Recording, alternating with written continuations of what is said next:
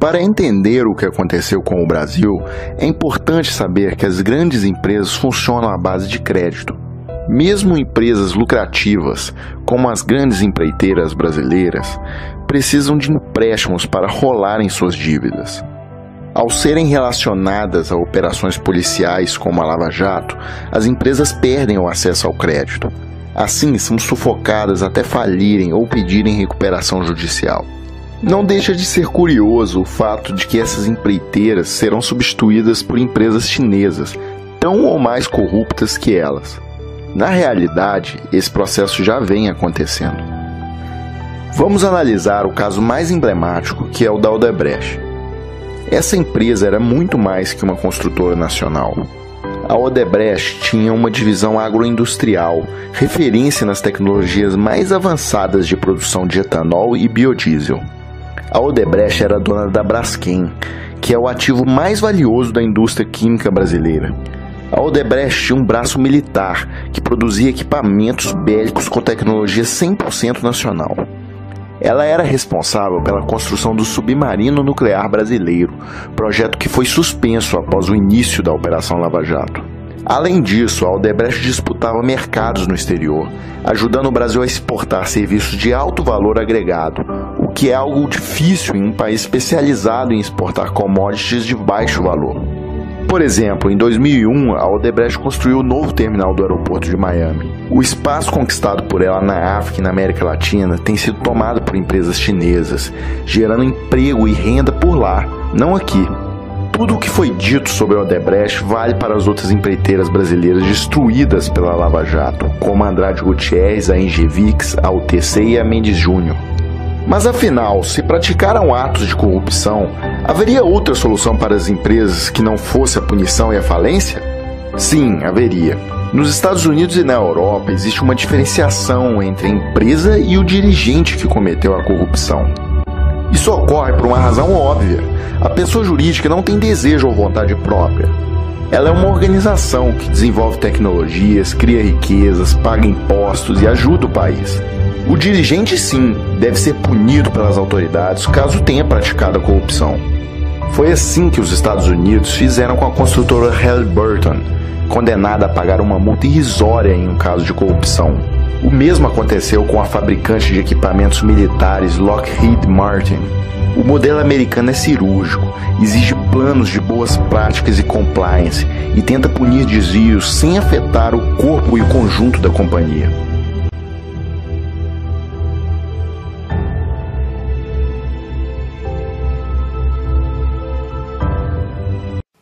O fato é que a Lava Jato se gaba de ter conseguido devolver ao país 2 bilhões, até agora, de recursos desviados. Agora eu pergunto, só no sistema Odebrecht dizem que são 50 mil empregos riscados, no sistema todo de construção civil 150 mil, a quebra da indústria naval, o sério comprometimento da rigidez econômica de toda a indústria de construção civil. Isso daí é bem mais do que 2 bilhões. Do ponto de vista econômico, essa conta não fecha. A Lava Jato vai ter um saldo extremamente negativo na nossa economia. E esse é um saldo que nós vamos pagar por algumas décadas.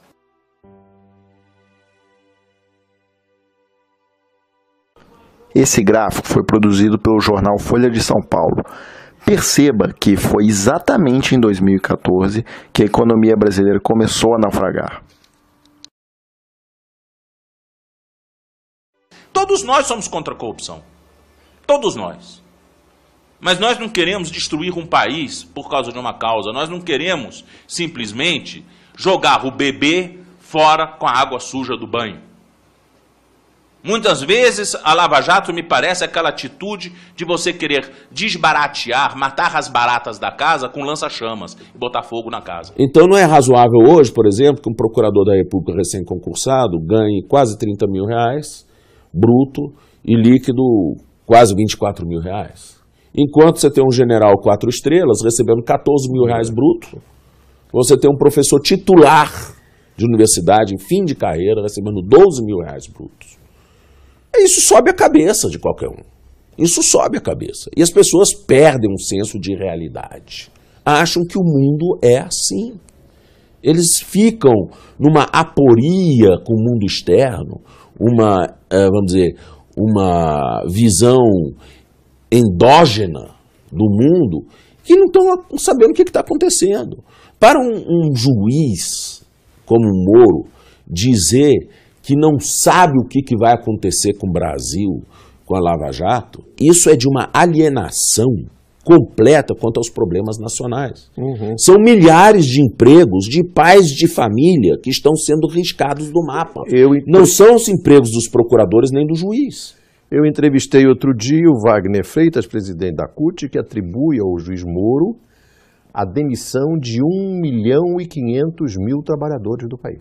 A contribuição da Lava Jato para essa crise é substancial.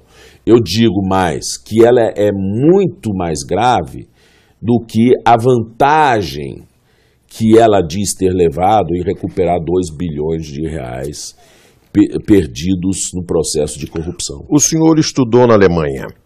A Alemanha viveu o fenômeno do nazismo. Várias empresas que trabalharam no nazismo sobreviveram e estão aí até hoje.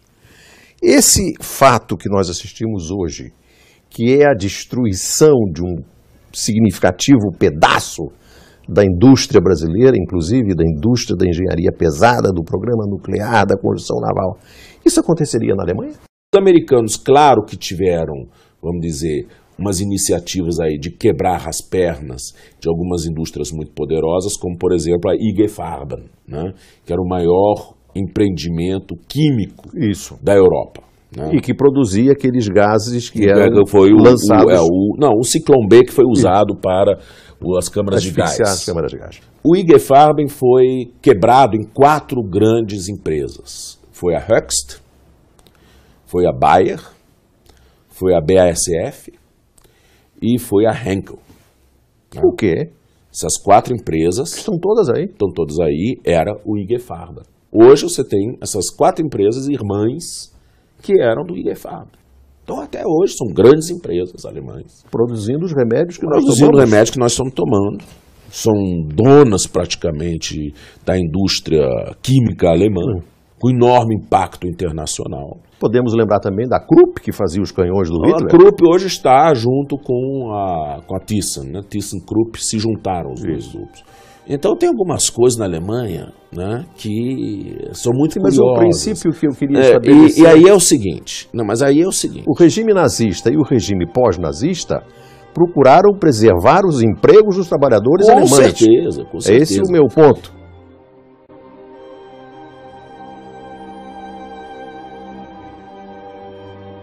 Esse canteiro aqui nós chegamos a ter 7.200 trabalhadores, né? O impacto que ela causou na chegada foi uma perspectiva muito bonita, muito grande, sabe? Foi um projeto onde nasceu uma esperança no coração das pessoas que moram aqui nesse lugar. Ah, isso aqui era pra estar pegando fogo, né?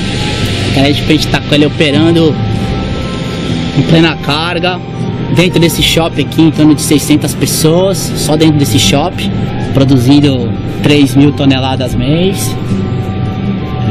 Devia estar assim, infelizmente não foi possível.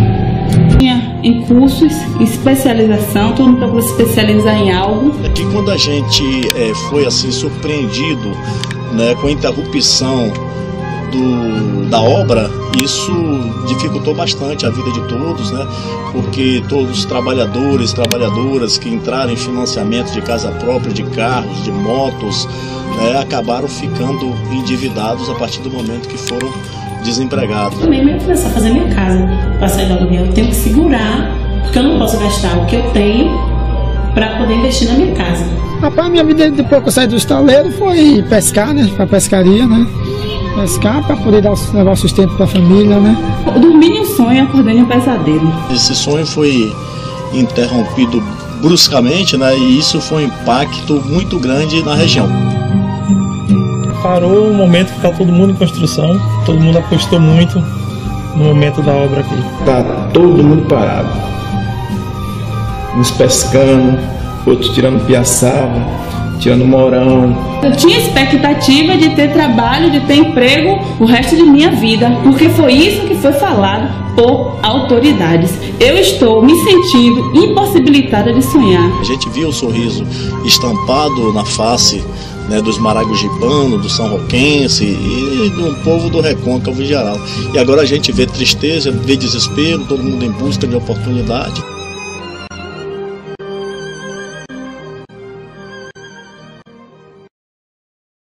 Veja bem, isso que eu falei tem mais a ver com o desfecho da situação, não com o começo. O começo foi brilhante. Se você analisar o começo do governo Lula, foi brilhante a ideia do Bolsa Família. Tirou o Brasil de uma condição e levou a outra. Ao ponto de eu perceber as pessoas com orgulho de ser brasileiro. Em algum momento se teve orgulho de ser brasileiro. Acho que em nenhum momento da história do Brasil se teve tanto patriotismo em relação ao Brasil como na época do Lula. Quando o Brasil pagou a dívida do FMI, como ofereceu dinheiro para o FMI, quando teve a crise no exterior e o Brasil passou por ela, e parecia impossível, parecia um sonho de Cinderela mesmo, dá a impressão que isso vai acabar a qualquer momento. Acabou? Eu acho que foi sabotado. Eu acho que há muitos interesses para que o Brasil não continue nesse caminho.